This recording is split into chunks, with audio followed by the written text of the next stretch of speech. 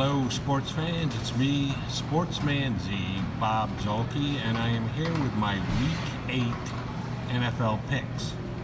I'm still in Vegas, so we're not going to do the helmets today. The helmets will come back next week, but for right now, what we're going to do is present a slideshow of what I think is going to happen in Week 8 in the NFL. So without further ado, let's get started. Last week I was 8-6. Thank you, New England Patriots. They really came through. I could have been 7-7 if the Patriots hadn't beat the Jets, but really, who expected that to ever happen? And so overall, on the year, I am 62-44 with that 8-6 record of this past week in Week 7. The first game is the Thursday night game, and that's going to be the Vikings over the Redskins. The Vikings are home. They're 5-2, and Washington's 1-6. And the Vikings are a little above mediocre and generally don't have problems with bad teams. And the Redskins are just a dumpster fire. So go with the Vikings in that game. The next game I've got is the Seahawks over the Falcons. The Falcons are at home, but that really isn't going to matter because the Seahawks are 5-2 and a much better team than the 1-6 Atlanta Falcons. And see the previous argument that I had for the game before this for why the Seahawks will beat the Falcons. Then we got Buffalo at home over Philadelphia. Philadelphia has proven that they're really not that good of a team. They didn't play very well against Dallas. Buffalo is 5-1. Philadelphia is 3-4, and they're just a mediocre plus team.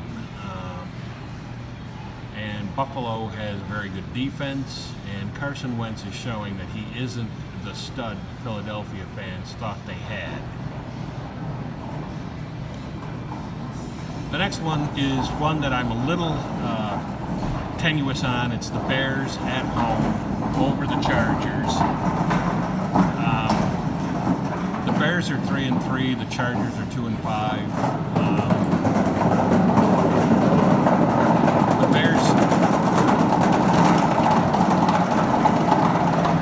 The Bears defense is likely better than the Chargers defense, though last week's game against New Orleans would tend to indicate otherwise. So I'm going to pick the Bears only because they're at home and Los Angeles is perhaps more disappointing this year as a football team than the Bears are. The next game I've got is the Lions at home over the Giants. The Lions have played better than their 2-3-1 record indicates, and their offense is pretty good. It can even be explosive at times.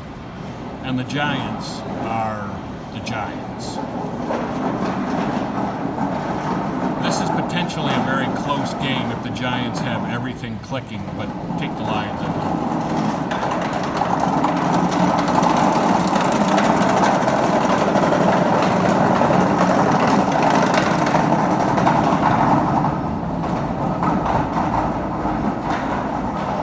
The next game, sorry for the interruption there. The next game is the Raiders over the Texans. The Texans are at home. The Raiders are 3-3 to Houston's 4-3, but the Texans are wildly inconsistent, and the Raiders are probably better than their 3-3 record would indicate, as long as Carr doesn't try to reach out the ball to score a touchdown and fumble the ball out of the end zone for the third time this season, because he's already done that twice. The next game is the Jaguars at home over the Jets. The Jets just got destroyed by New England, 33-0. The Jaguars are 3-4, and the Jets are 1-6. And plus, with the Jaguars being at home, I think, easily we're going to go with the Jags there.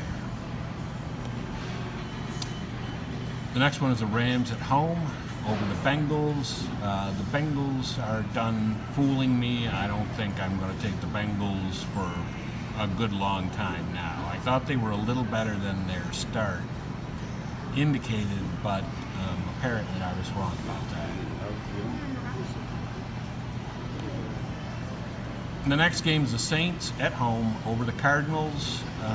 The Saints are clicking on all cylinders under Bridgewater and are leading the NFC South with a 6-1 record. And in fact, Bridgewater didn't take one of those losses. Breeze, I think, did. The Saints just made the Bears' defense look pedestrian, or really, they actually made it look bad. And the Cardinals are still a young team and not all that good playing on the road. The next game I got is the Buccaneers over the Titans. The Titans came in 3-4 and Tampa 2-4. Both teams are inconsistent, and even though the Titans are at home, Tampa is coming off a bye and generally has a better offense and comparable defense if it's playing decently. The next one I got is the 49ers at home over the Panthers. The 49ers are undefeated and at home.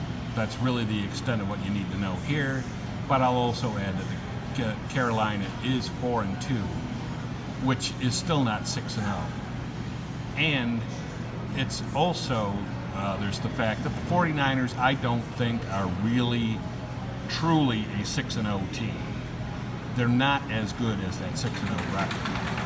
But with all of that considered, I'm still going to give them the edge over the Panthers.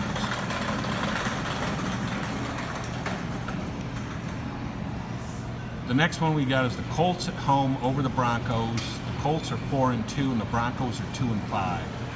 The Colts are at home, and Denver isn't very good. And then, yeah, the Patriots over the Browns. I mean, who needs an explanation on this one? Then the Chiefs at home over the Packers. The battle of the State Farm quarterbacks, assuming Mahomes plays. I'm not sure if he's back from an injury or wasn't injured enough not to play, or what the status would be for him.